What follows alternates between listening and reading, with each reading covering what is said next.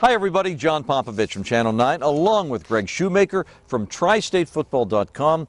Week 1 is here, so everybody's playing this week, huh, Greg? Absolutely, John, and I got to tell you, I love this. This is there's good rivalries, plus the showdown games, and everything kicks off. This is a very important time of year because of the non-conference schedule. We're sitting in the stands here at Harrison. This is, you referred to it as the border battle, because the people right here at Harrison, they just got to look over to the Indiana border and see East Central coming and visit. These kids all play together all the time. They're used to playing against each other. They're rivals and friends and families. They're both on both sides. And this place fills up every year, no matter where they play it.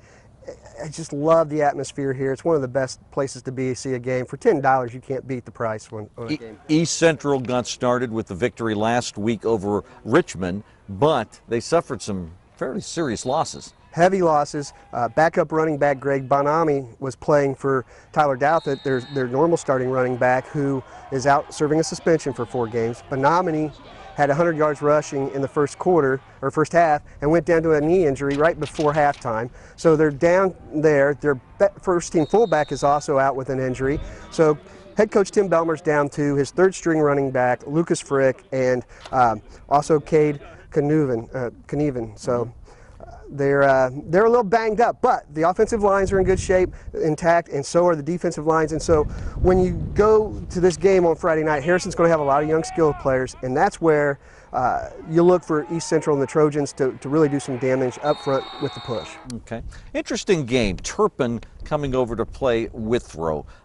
Jim Place now in his 2nd season at Withrow, but you pointed out a really interesting statistic about Rob Stoll over at Turpin and the kind of success he's built there. He has built a great program. In 10 seasons, he's won 81 games.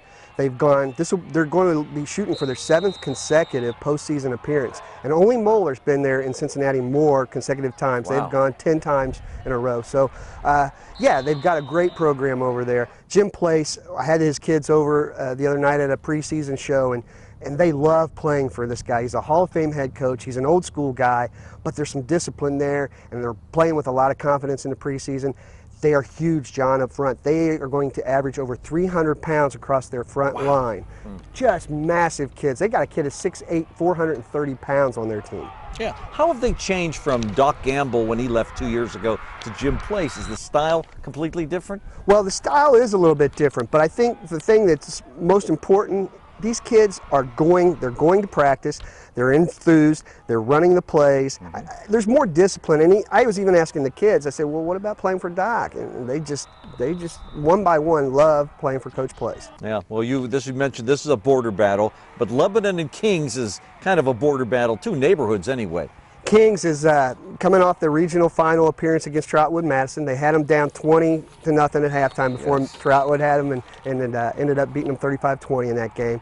Last year, Kings won this ball game. The last 2 years, they've won this game in the opener against Lebanon.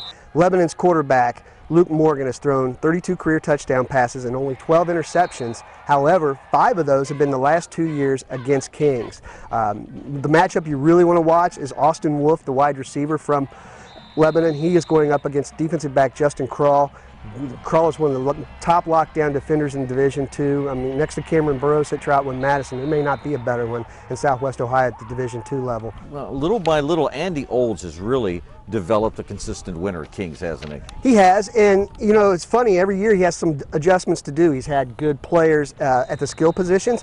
This year it's his line play that's really going to be exceptional on both sides of the ball. They're very deep, very experienced. On offense, they're led by Kennedy Cook. He is a 2-time first-team All-Southwest District member. And then on defense, you've got Brady Vanover. Vanover is a 2nd-team All-Ohio selection as a junior. He had 17 sacks last year, and the year before that, he was a 3rd-team All-Ohio selection as a sophomore. So really good pedigree for Coach Olds, and much like, you know, East Central and Harrison, these communities really embrace these programs, and it's great to see.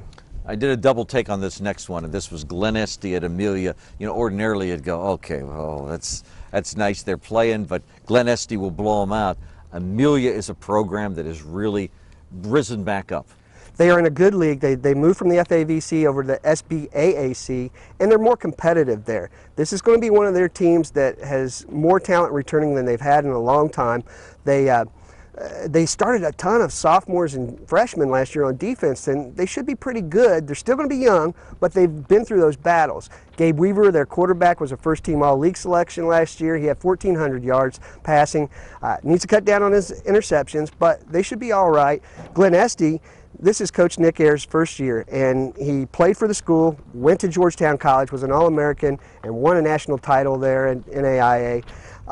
There's something about restoring the pride and restoring everything that Glen Estey football was in the early part of this century. Oh, they were very good. Yes, yeah, they were. They were. Let's finish in Northern Kentucky. Connor and Boone County.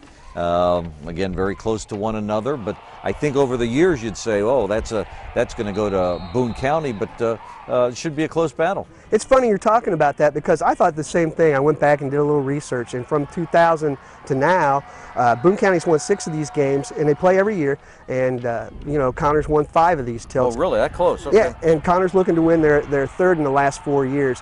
Connor's quarterback is a junior, Drew Barker. He's got offers from UC already, South Carolina, Louisville, amongst others. Ran for 1,000 yards last year, threw for 1,000 yards last year, the only returning quarterback in the tri-state to do so. We are seeing good quarterbacks every week in some of these matchups, aren't we? We mentioned that last week, Yeah. and I think we're going to see even more. There's guys out there we don't even know that are going to be lacing them up. A kid like Terrell Gilbert, who played for Laughlin for 2 years, is now going to start for Princeton for the next 2 years. Those are the kind of kids that just keep popping up all over, and it's a good thing to see. You know, this has always been an area where we get big linemen, and we've done really well with linemen. So when we get skills position players, it's kind of a fun thing. Now we'll see some of these kids and some of these teams in the weeks to come, then we'll be talking about them. I think so. Okay, Greg Shoemaker along with John Popovich. We'll see you out at the high school football field Friday night.